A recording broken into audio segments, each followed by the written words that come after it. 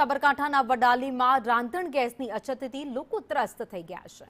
Bharat gas agency બહાર સવારથી લોકોની લાંબી લાઈનો જોવા મળી। સિલિન્ડરની માંગ સાથે પૂરતો જથ્થો ન મળતા હાલાકી સર્જાઈ છે।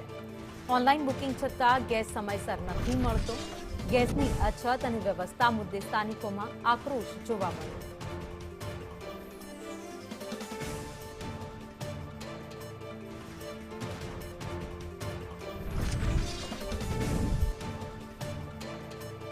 વધુ અપડેટ સાથે સંવાદદાતા હિતેશ રાવલ અમારી સાથે જોડાઈ ગયા છે।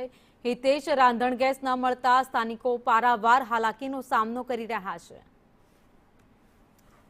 જી ભાવિની, સાબરકાંઠાના જે વડાલીમાં ઘરેલું ગેસ જે આજુબાજુના રહીશો લેવા આ ગરમીના સમયમાં લેવા જતા હોય છે, જો કે રોજની બોટલ 250 થી 300 ની ગાળામાં આવતી હોય છે। જો કે 500 કરતા વધુ જે મેમ્બરોને ગેસ રોજિંદુ જોઈતું હોય છે, તે અછતને લઈને 2 કિલોમીટર દૂર ગેસ એજન્સી પર ખૂબ મોટી લાઈનો જોવા મળી રહી છે।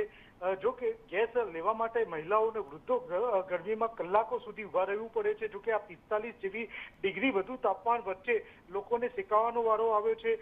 જો કે આ સમગ્ર જે વડાલી ખેરબમ્બા હાઈવે પર આવેલી આ એજન્સી સામે ટ્રાફિકની પણ સમસ્યા નડી રહી છે। એજન્સી બહાર છાયો અને પીવાના પાણી અને અન્ય સુવિધા ન હોવાના કારણે મુશ્કેલી વધી છે। ગેસના અછતને લઈને, અવ્યવસ્થાને લઈને સ્થાનિકોમાં ભારે નારાજગી પણ જોવા મળી રહી છે। આભાર માહિતી માટે।